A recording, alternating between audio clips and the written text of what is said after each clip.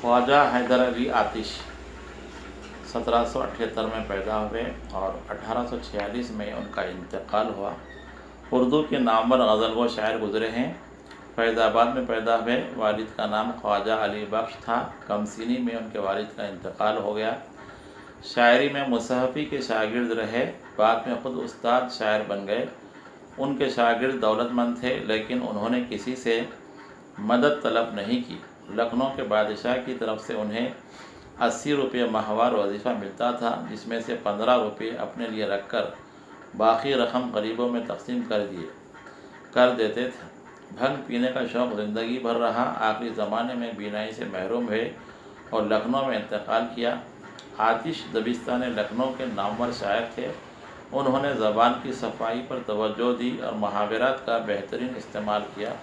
उनके कलाम में रोज़मर्रा का लुत्फ़ मिलता है और रंगीनी भी उनके कलाम की खुसूसियात में शामिल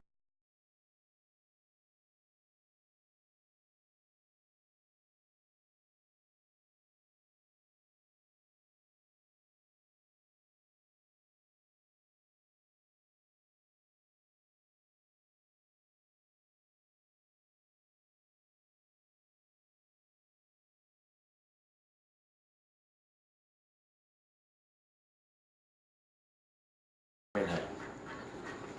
निसाबी किताब मुताले अदब साल अव्वल में आतिश की 2 गज़लें हैं। पहली गज़ल के अशार की तशरीह मुलाहिज़ा हो। गज़ल का मतला है, सुन तो सही जहाँ में है तेरा फसाना क्या, सुन तो सही जहाँ में है तेरा फसाना क्या, कहती है तुझको खल्क़े खुदा गायबाना क्या। ये शेर ख्वाजा हैदर अली आतिश की गज़ल से लिया गया है। यह गज़ल का मतला है। गज़ल के मतले में आतिश अपने आप से मुखातिब होते हुए कहते हैं कि तेरे ग़याब में लोग तेरे बारे में क्या कह रहे हैं, इस जानिब तवज्जो देना चाहिए, क्योंकि लोगों ने शायर के बारे में फसाने खड़े कर दिए थे। आम तौर पर लोगों की नफ्सियात होती है कि पीठ पीछे किसी की बुराई करते हैं। शायर अपना मुहासिबा करते हुए कहता है कि शायद मैं बुरा हूँ, इसलिए मेरे पीछे लोग मेरी बुराइयाँ कर रहे हैं, ये मेरे बुरे कामों का किस्सा बयान कर रहे हैं। ये कहते हुए शायर अपना एहतिसाब करना चाहता है। अगर शायर ने अच्छे काम किए हों तो उसे ये इत्मीनान होगा कि लोग उसके ग़याब में उसकी तारीफ़ कर रहे हैं, लेकिन इस तरह कम ही होता है। इंसान को इस बात की कोशिश करना चाहिए कि वो ऐसी ज़िंदगी गुजारे कि लोग उसकी गैर मौजूदगी में तारीफ़ करें, और अगर पता चल जाए कि उसकी गैर मौजूदगी में लोग उसकी बुराई कर रहे हैं तो इंसान को बुराई तर्क करते हुए अपनी ज़िंदगी को बेहतर बनाना चाहिए। मरकज़ी ख़्याल, इंसान को थोड़ी देर के लिए फ़िक्र करना चाहिए कि उसकी गैर मौजूदगी में लोग उसकी तारीफ़ करते हैं या बुराई बयान करते हैं। अगर तारीफ़ करते हैं तो उसे मज़ीद नेक बनना चाहिए, और अगर बुराई करते हैं तो इंसान को अपनी इस्लाह की फ़िक्र करनी चाहिए। दूसरा शेर, ज़ेरे ज़मीन से आता है जो गुल ज़र बकफ़, हारून ने रास्ते में लौटाया ख़जाना क्या। हवाला, ये शेर ख्वाजा हैदर अली आतिश की गज़ल से लिया गया है। इस शेर में आतिश कहते हैं कि ज़मीन का सीना चीर कर एक नन्हा पौधा बाहर निकलता है, और इस पौधे पर लगने वाला फूल हीरे की तरह चमकता है। ज़मीन से उगने वाले पौधे ऐसे हैं जैसे ज़मीन से हारून का ख़जाना निकल रहा हो। जो ज़मीन ज़रख़ेज़ होती है वो अच्छी फसल की शक्ल में ख़जाना उगलती है, इसलिए ज़मीन से निकलने वाली पैदावार को भी दौलत व ख़जाना कहा जाता है। ज़मीन से निकलने वाला ख़जाना जो पैदावार की शक्ल में होता है वो भी इंसानों के लिए ज़रूरी है। मरकज़ी ख़्याल, ज़मीन से अगर अच्छी पैदावार हो तो उसे ख़जाना तस्वुर किया जाता है। तीसरा शेर, ज़ीना सबा को ढूंढती है अपनी मुश्ते खाक, ज़ीना सबा को ढूंढती है अपनी मुश्ते खाक, बामे बुलंद यार का है आस्ताना क्या। हवाला, ये शेर ख्वाजा हैदर अली आतिश की गज़ल से लिया गया है। तशरीह, इस शेर में आतिश कहते हैं कि इंसान की हकीकत मिट्टी के बराबर है, लेकिन इंसान हमेशा खूब से खूब तर की सोचते हुए तरक्की करना चाहता है। इंसान को बुलंद اونچا مقام و ترقی یوں ہی نہیں ملتی، اس کے لیے اسے سخت محنت کرنا پڑتا ہے۔ سخت محنت کے ساتھ انسان میں ترقی کے عزائم بھی ہونے چاہیے۔ اگر اس کے اندر عزم و حوصلہ نہ ہو تو وہ نہ ترقی کی سوچ سکتا ہے اور نہ ترقی کر سکتا ہے۔ اس لیے ترقی کا عزم کرتے ہوئے جہد مسلسل کے ساتھ اپنی منزل حاصل کرنے کی کوشش کرنا چاہیے۔ مرکزی خیال: انسان کو ترقی کی راہیں کھوجنا چاہیے اور سخت محنت کے ساتھ منزل حاصل کرنے کی کوشش کرنا چاہیے۔ چوتھا شعر: طلب و علم ہے پاس نہ اپنے ہیں ملک و مال، طلب و علم ہے پاس نہ اپنے ہیں ملک و مال، ہم سے خلاف ہو کے کرے گا زمانہ کیا۔ حوالہ: یہ شعر خواجہ حیدر علی آتش کی غزل سے لیا گیا ہے۔ تشریح: اس شعر میں آتش اپنا حال بیان کرتے ہوئے عام انسانوں کی کیفیت بیان کرتے ہیں کہ نہ میرے پاس علم ہے نہ مال و جائیداد ہے، اگر لوگ مجھ سے مخالفت کریں یا جھگڑا کریں تو کس وجہ سے کریں گے؟ دنیا میں اکثر جھگڑے مال و جائیداد کی بنا ہوتے ہیں اور خدا نے مجھے دولت سے دور رکھا ہے۔ شاعر ایک طرف اپنی غربت کا اظہار کر رہا ہے تو دوسری طرف خدا سے شکوہ کر رہا ہے کہ مجھے علم و مال و دولت عطا نہیں کیا، اس لیے میں ہر طرح سے مفلس ہوں۔ میری مفلسی مجھے دنیا کے جھگڑوں سے بچائے رکھتی ہے، لیکن اے خدا، دوسرے لوگوں کی طرح میری بھی خواہش ہے کہ میں مال و دولت و جائیداد والا ہو جاؤں۔ مرکزی خیال: جائیداد و مال مخالفتوں کو دعوت دیتے ہیں۔ مفلس انسان دنیا والوں کے لڑائی جھگڑوں سے محفوظ رہتا ہے۔ پانچواں شعر: آتی ہے کس طرح سے میری قبض روح کو، آتی ہے کس طرح سے میری قبض روح کو، دیکھوں تو موت ڈھونڈ رہی ہے بہانہ کیا۔ حوالہ: یہ شعر خواجہ حیدر علی آتش کی غزل سے لیا گیا ہے۔ تشریح: اس شعر میں آتش اپنی موت کے بہانے کو یاد کر رہے ہیں۔ ہر جاندار کو موت کا مزہ چکھنا ہے، یہ دنیا کی ایک اٹل حقیقت ہے، لیکن اکثر موت کسی بہانے کے ذریعے آتی ہے، کبھی حادثے کی شکل میں، کبھی بیماری کی شکل میں۔ شاعر کو احساس ہے کہ اس نے عمر کا ایک طویل حصہ بھی جی لیا ہے، اب اس دنیا سے اس کے چل چلاؤ کا وقت قریب ہے۔ وہ منتظر ہے اور دیکھنا چاہتا ہے کہ موت کس بہانے سے اسے لے جاتی ہے۔ مرکزی خیال: انسان کو موت اکثر کسی سبب اور بہانے کے ساتھ آتی ہے اور شاعر انتظار کر رہا ہے کہ خدا نے اس کی موت کس بہانے کے ساتھ رکھی ہے۔ چھٹواں شعر: بیتاب ہے کمال ہمارا دل ہزیں، مہمان سرائے جسم کا ہوگا روانہ کیا۔ یہ شعر خواجہ حیدر علی آتش کی غزل سے لیا گیا ہے۔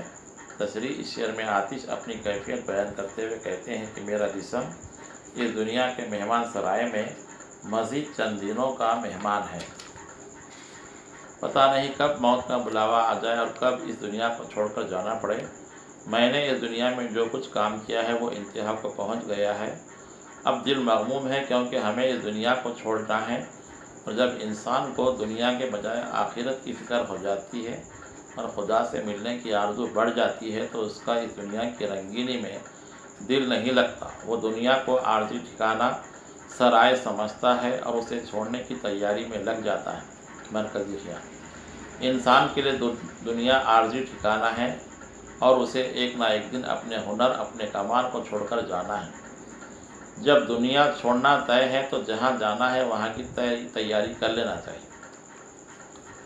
ساتواں شعر، یہ غزل کا مقطع ہے۔ یوں مدعی حسد سے نہ دے داد تو نہ دے، آتش غزل یہ تو نے کہی عاشقانہ کیا۔ حوالہ: یہ شعر خواجہ حیدر علی آتش کی غزل سے لیا گیا ہے۔ یہ غزل کا مقطع ہے۔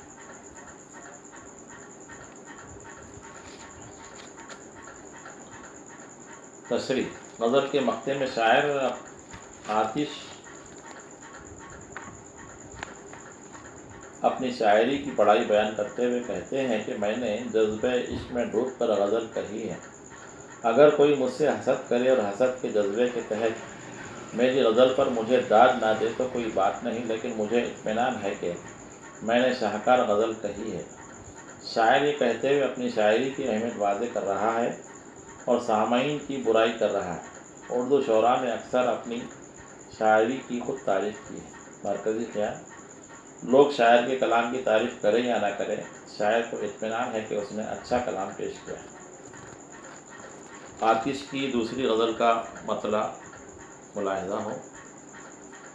होशा वो दिल के हो जिस दिल में आरज़ू तेरी, होशा वो दिल के हो जिस दिल में आरज़ू तेरी, होशा दिमाग जिसे ताज़ा रखे बू तेरी।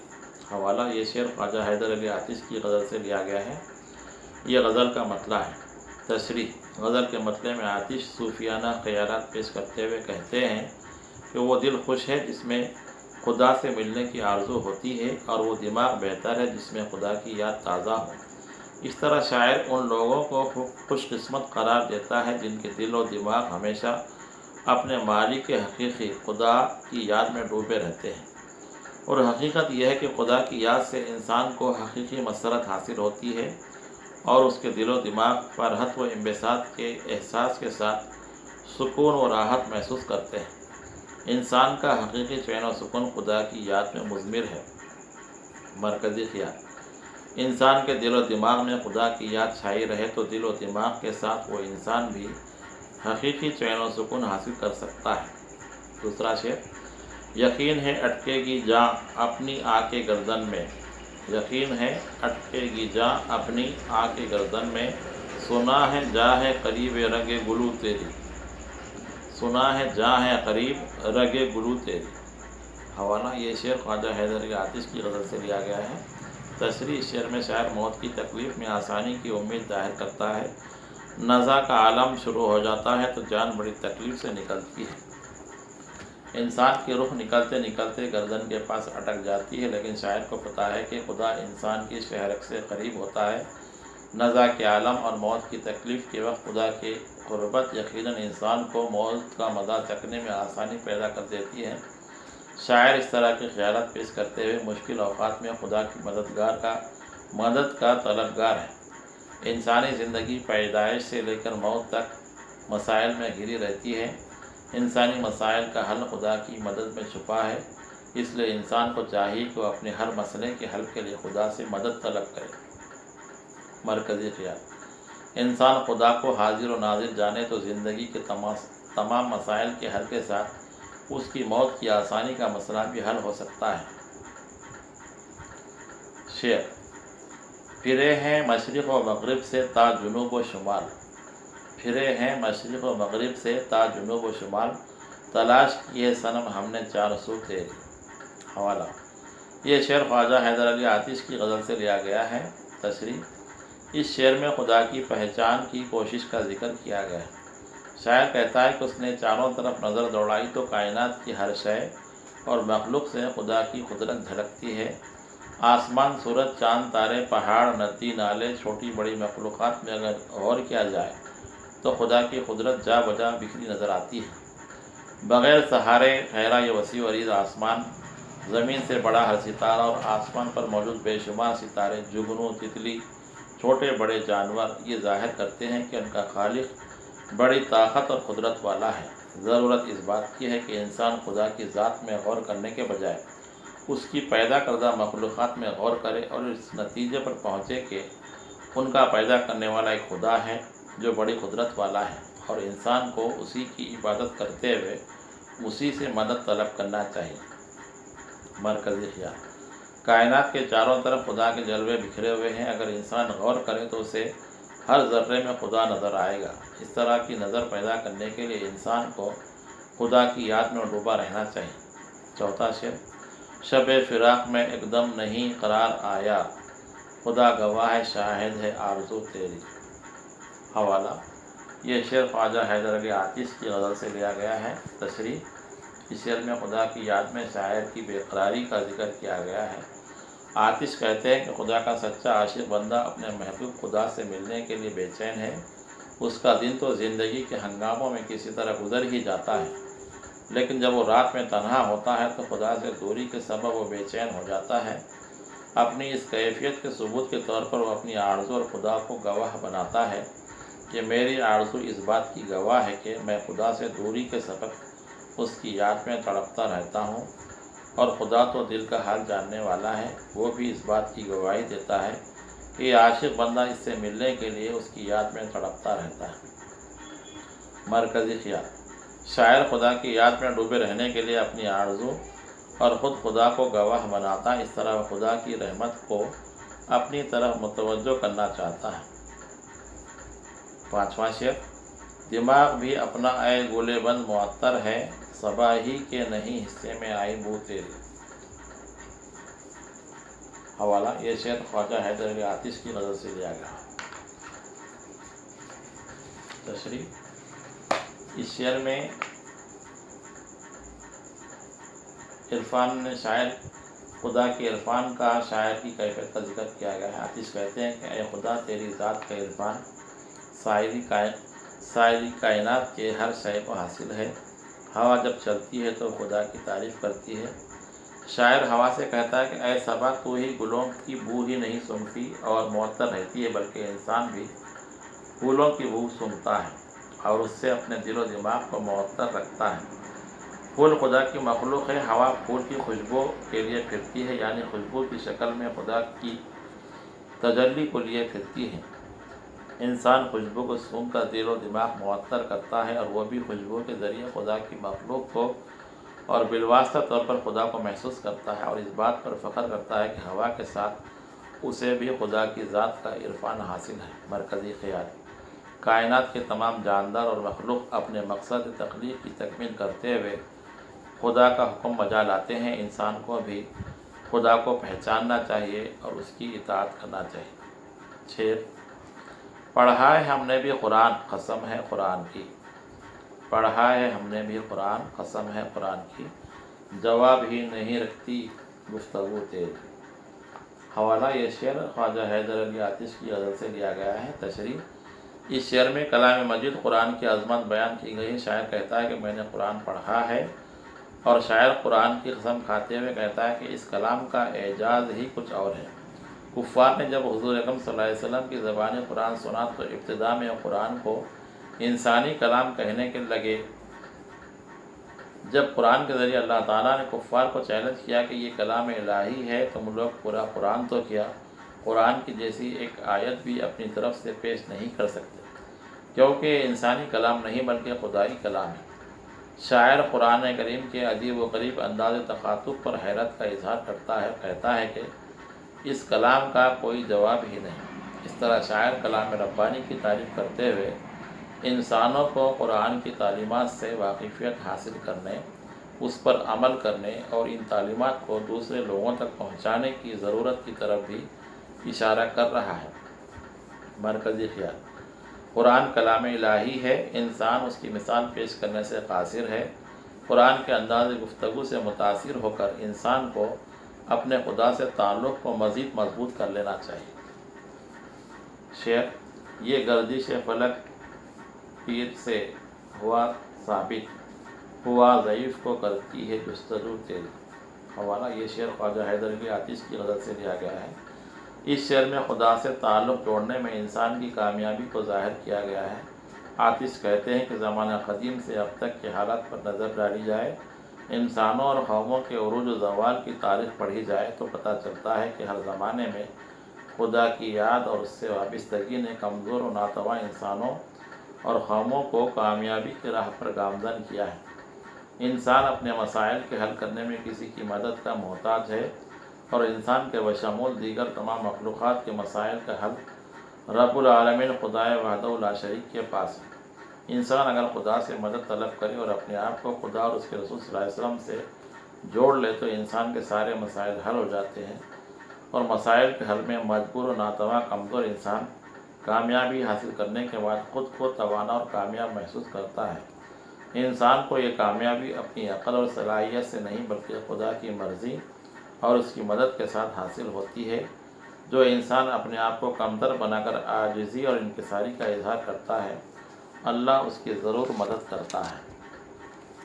مرکزی خیال، دنیا کی تاریخ بتاتی ہے کہ ہر زمانے میں خدا سے مدد طلب کرنے والے کامیاب رہے ہیں، اور کمزور و ناتواں ہونے کے باوجود خدا کی جستجو کرنے سے انہیں قوت و طاقت حاصل ہوئی اور کامیابیوں نے ان کے قدم چومے۔ غزل کا مقطع ہے، زمانے میں کوئی تجھ سا نہیں سیف زباں، رہے گی مورکے میں آتش آبرو تیری۔ حوالہ، یہ شعر خواجہ حیدر علی آتش کی غزل سے لیا گیا ہے۔ یہ غزل کا مقطع ہے۔ تشریح: غزل کے مقطع میں شاعر اپنی شاعری کی خوبی و بڑائی بیان کرتا ہے۔ آتش کہتے ہیں کہ میری شاعری تلوار کی دھار کی طرح تیز ہے۔ جس طرح تلوار کا وار سیدھا نشانے پر لگ کر کسی کا کام تمام کر دیتا ہے، اسی طرح میرے اشعار بھی سننے والوں کے دلوں پر سیدھے اثر کرتے ہیں۔ اگر میرے خیالات سے کسی کو تکلیف پہنچے تو بدلے میں لوگ مجھے بے عزت کریں گے اور میری عزت و نیک نامی خطرے میں پڑ جائے گی، لیکن لوگوں کے ڈر سے میں اپنے کلام کی تیزی اور چبھن کم نہیں کروں گا۔ شاعر اپنے تیز و ترش رویے سے آگاہ ہے۔ انسان کی فطرت اچانک نہیں بدلتی اور اس کے خیالات لفظوں کے ذریعے اشعار میں ڈھلتے رہتے ہیں۔ آتش اپنے کلام کو پر اثر قرار دیتے ہوئے اپنے دور کے شعراء میں اپنے آپ کو ممتاز قرار دینے کی کوشش کرتے ہیں۔ مرکزی خیال: شاعر کو احساس ہے کہ اس کے کلام میں تلوار کی سی تاثیر ہے، تاہم اسے ڈر ہے کہ اس کے کلام کی تیزی سے لوگ اس کی مخالفت پر اتر آئیں گے۔ اس کے باوجود شاعر اپنے ترش رویے کو بدلنے تیار نہیں ہے۔